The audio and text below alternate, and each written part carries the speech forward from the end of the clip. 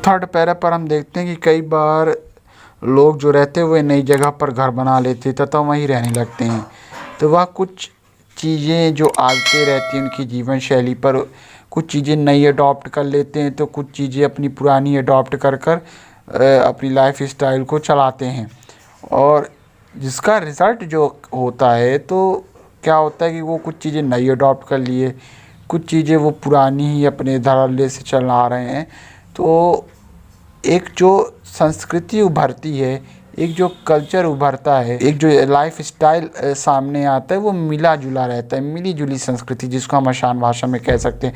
उनकी भाषा, उनका खाना, उनका संगीत, धर्म और रहन सहन जो हो जाता है, तो वो मिक्स हो जाता है, एक न्यू कल्चर और एक नई संस्कृति को जन्म दे देता है। तो इस प्रकार से एक क्षेत्र पर एक नई संस्कृति का उत्पन्न हो जाती है। फॉर एग्ज़ाम्पल के लिए आपको मैं समझा दूँ इन शॉर्ट में कि आप अगर मध्य प्रदेश के निवासी हैं, फॉर एग्ज़ाम्पल के लिए मध्य प्रदेश, उत्तर प्रदेश, और कहीं आप अगर राजस्थान जाते हैं, तो वहाँ आप देखते हैं कि आप एक हिंदी भाषी प्रदेश से आ रहे हैं और राजस्थान पे जाते हैं, तो वहाँ जो वहाँ की एक लैंग्वेज होती है, बोली होती है राजस्थानी, तो उसको भी आप अडॉप्ट करते हैं, वहाँ का खाना पीना भी अडॉप्ट करते हैं। साथ में आपके इर्द गिर्द, आपके घर पे, राजस्थान पे जो लोग आपके आसपास रहते हैं, तो वह भी आपका कल्चर देखकर कुछ चीज़ें अडॉप्ट कर लेते हैं। वो कुछ चीज़ें आपसे लेते हैं और आप उनसे कुछ चीज़ें लेते हैं। और इस प्रकार से जब वो लोग वहाँ जब यह मिक्स चीज़ें कल्चर का खान पीन, रहना सहना यूज़ करते हैं, तो एक नई कल्चर का वहाँ डेवलप हो जाती है। प्लस जब आप राजस्थान से मध्य प्रदेश दोबारा अपने घर आते हैं, तो वो जो मिक्स कल्चर रहता है, तो उसको देखकर आपके मध्य प्रदेश में भी जहाँ आप रहते हैं वहाँ के लोग भी वह सब देखकर थोड़ा थोड़ा आपसे राजस्थान और मध्य प्रदेश का कल्चर भी अडॉप्ट करते हैं। तो वो एक नई संस्कृति ही, एक नए तरीका, एक नई तस्वीर ही पूरी तरह से सामने आ जाती है। आई होप आपको ये पैरा 3 समझ में आ गया होगा।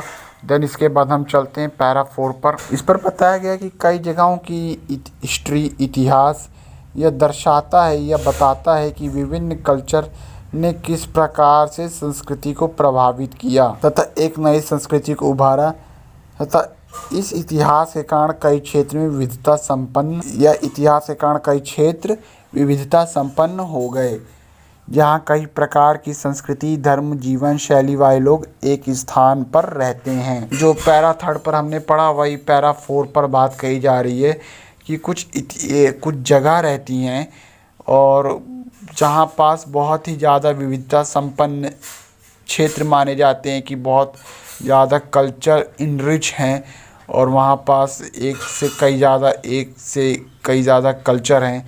तो इसका कारण जो है, तो वही है कि कुछ जो पहले के कल्चर हैं और कुछ नए कल्चर हैं, कुछ पुराने कल्चर हैं। इतिहास में ऐसी बातें हुई, ऐसी कुछ घटनाएं घटी जिससे वहाँ पास इस पुरानी संस्कृति भी अब वहाँ पास सरवाइव कर रही है, देन और नई संस्कृति भी सरवाइव कर रही है, और इसी के फलस्वरूप मिली जुली संस्कृति भी सरवाइव कर रही है।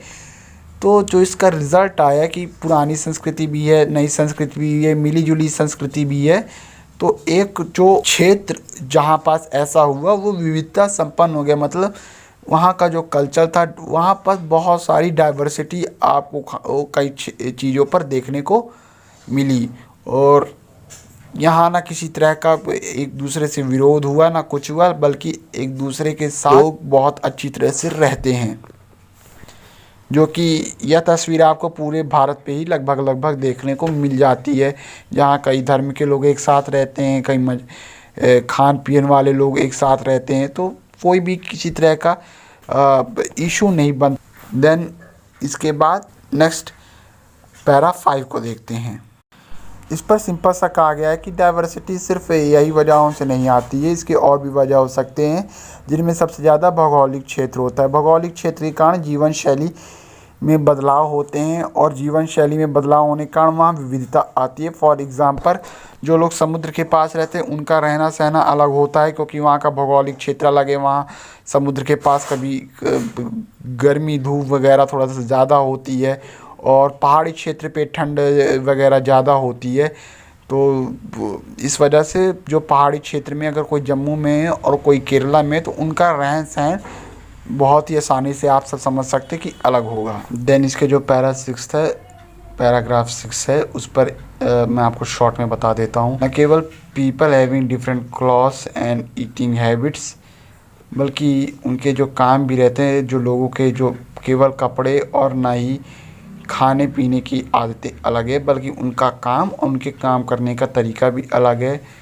अगर शहरों की बात करें तो लोग जो हैं वह भूल चुके हैं कि उनका जीवन उनके भौतिक वातावरण से किस प्रकार से जुड़ा हुआ है।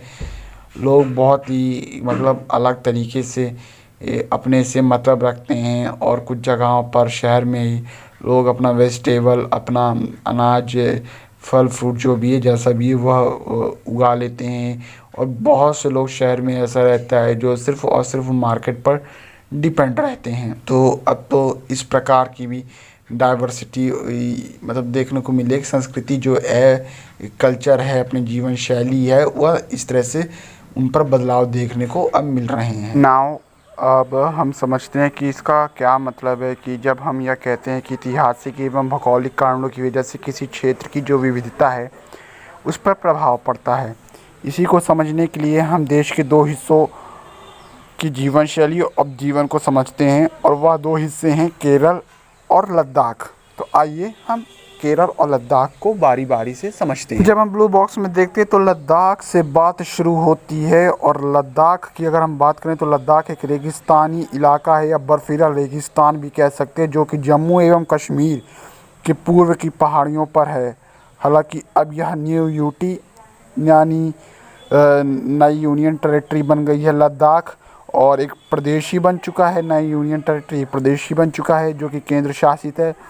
और यह इलाका पूरे साल होल ईयर मोस्टली बर्फ़ से कवर रहता है, और इस क्षेत्र में बहुत कम पेड़ उग पाते हैं, तथा समर में जो स्नो मेल्ट होती है, जो स्नो बर्फ़ पिघलती है, और स्नो मेल्ट होने पर जो पानी निकलता है उससे लोगों का यहाँ काम चलता है।